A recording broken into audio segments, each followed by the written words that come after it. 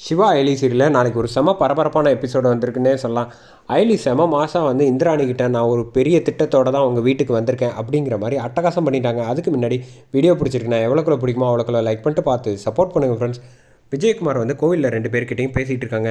இங்கே பாருங்கள், இப்போ ஒரே ஒரு விஷயம், அந்த வீட்டில் போய் வந்து எல்லா விஷயத்தையும் தெரிஞ்சுக்கணுன்னா அதுக்கு ஒரே தீர்வு நீ சிவாவை வந்து கல்யாணம் பண்ணிக்கிறது மட்டும்தான் அப்படின்னு சொன்னோன்னே எனக்கு வந்து வேறு வழி கிடையாது.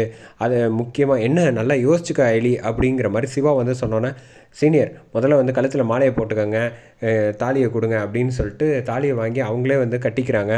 ஐலி தாலி கட்டி முடித்ததுக்கப்புறம் விஜயகுமார் வந்து சொல்கிறாங்க, இங்கே பாருங்கள், நீங்கள் 2 பேரும் வந்து நிச்சயமாக வந்து அந்த குடும்பத்தில் உள்ள எல்லா பிரச்சனையும் வந்து இந்த கபிலனும் சரி அதே மாதிரி வர்மாவையும் பிடிக்கிறதுக்கு ஒரு நல்ல சந்தர்ப்பம் கிடச்சிருக்கு.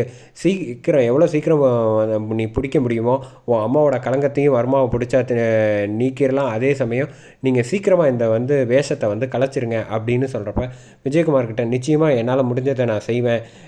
என் அம்மாவுக்காகவும் இந்த வேஷம் போடுறது மட்டும் கிடையாது, உதய பெருமாள் வாயாலேயே வந்து சிவா தான் வந்து என்னோடய பையனை ஒத்துக்க வைக்கிறதுக்காக நான் அந்த வீட்டுக்கு போய் தான் ஆகணும் அப்படிங்கிற மாதிரி சொல்லிவிட்டு, நீங்கள் ரொம்ப நேரம் எங்ககிட்ட பேசாதீங்க, பேசினா வந்து எல்லாருக்கும் தெரிஞ்சிடும், நீங்கள் கிளம்புங்க அப்படின்னு சொல்லிவிட்டு இந்த பக்கம் சீனியர் வாங்க கிளம்பி இந்திராணி வீட்டுக்கு போகலாம், இப்போ நம்ம போகிறது முடிவு எல்லாம் சரியாக இருக்குமா அப்படின்னு கேட்டோன்னே எல்லாமே சரியாக தான் இருக்கும், நீங்கள் வாங்க, நமக்கு வேறு வழி கிடையாது அப்படின்னு சொல்லிவிட்டு இந்த பக்கம் சிவா கையை பிடிச்சிக்கிட்டு இந்த பக்கம் ஆட்டோவில் ஏறி கரெக்டாக வந்து இந்திராணி வந்து வாசலில் வந்து லேப்டாப்பில் வந்து வேலை பார்த்துக்கிட்டு இருக்காங்க. அந்த சமயத்தில் 2 பேரும் வந்து மாலையும் கழுத்துமா வந்து இந்த பக்கம் இறங்குனாங்க. அதை பார்த்தோன்னே வந்து அதிர்ச்சி ஆகிடுறாங்கன்னே சொல்லிடலாம். இந்த பக்கம் என்ன நடக்குது ஒன்றுமே புரியல, எதுக்காக இவங்க 2 பேரும் கல்யாணம் பண்ணிவிட்டு இங்கே வந்திருக்கா அப்படிங்கிற மாதிரி மேலே ரித்திகா வந்து பார்த்துக்கிட்டு இருக்காங்க.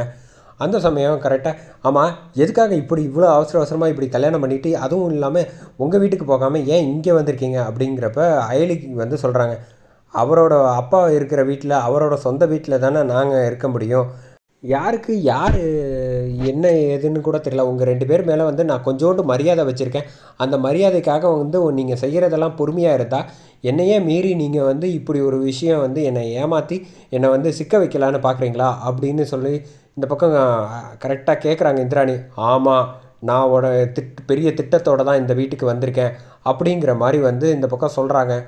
பார்த்தியா உன் வாயாலே நீ ஒத்துக்கிட்ட அப்படின்னு சொல்கிறப்ப, நான் தான் நேருக்கு நேர் சொல்கிறேனே, இதுக்கப்புறம் எதுக்கு நான் ஒளிவு மறைஞ்சு பேசணும், எங்கள் மேலே 2 பேர் மேலேயும் எந்த தப்பும் கிடையாது, சூழ்நிலை இந்த மாதிரி நீங்கள் தான் வந்து எங்களை இந்த மாதிரி மாலையும் கழுத்துமா வர்றதுக்கு காரணமே நீங்கள் மட்டும்தான் அப்படின்னு சொன்னோன்னே, ஏய் சும்மா பேசாத, நான் என்ன காரணம், உங்கள் 2 பேருக்கும் வந்து நல்லது செய்யணும், உங்கள் மேலே வந்து அன்பு பாசத்தோடு இருந்தது தப்பா இந்திராணி கேட்டப்ப, அது தப்பு கிடையாது, அது வரைக்கும் நீங்கள் எல்லாம் சரியாக தான் இருந்தீங்க, உங்களுக்கு சிவாவை வந்து முன்ன பின்ன தெரியாதப்ப தம்பியாக மனசு ஏற்றுக்கக்கூடிய பக்குவம் இருந்துச்சு, ஆனால் அவர் இப்போ உண்மையிலே உங்கள் குடும்பத்துக்கு சொந்தமாக இருக்கார், அது மட்டும் இல்லை உதய பெருமாளோட ஒரே பையன் இவன் தான் அப்படிங்கிற விஷயத்தை வந்து உண்மையை கண்டுபிடிச்சி அவர் வந்து அன்போட பாசத்தோடு வந்து ஆசையாக வந்து உங்களை பார்க்க வந்தால் நீங்கள் வந்து சொத்துக்காக நினைக்கிறான் இதுக்காக நினைக்கிறான்னு அவரை வந்து அவமானப்படுத்துகிறீங்களே, என்னோட வந்து சிவா என் சீனியருக்கு ஒரு அவமானம்னா நான் வந்து விட்டு கொடுக்க முடியாது, அதனால் தைரியமாக நான் வந்து ஒரு முடிவு எடுத்துட்டோம், அந்த முடிவுக்கு காரணம் நீங்கள் தான் அப்படின்னு இந்திராணி மேலே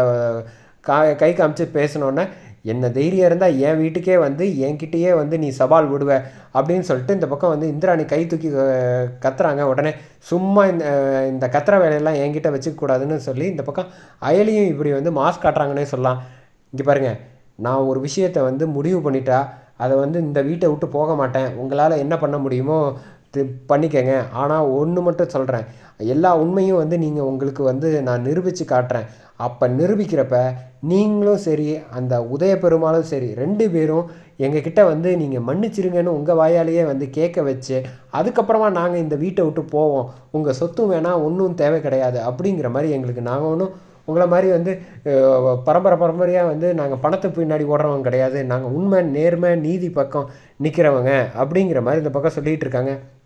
மேலேருந்து கபிலனும் வந்து பார்க்குறாங்க, இப்போ இருக்கிற பிரச்சனை போகாதுன்னு வந்து உன் அக்காக்காரி வேற வந்திருக்காளே அப்படின்னு சொல்கிறப்ப, சும்மா நிறுத்துங்க, அவளுக்கு வந்து என்னை அக்கான்லாம் சொல்லாதீங்கன்னு ரித்திகா வந்து சொல்கிறாங்க.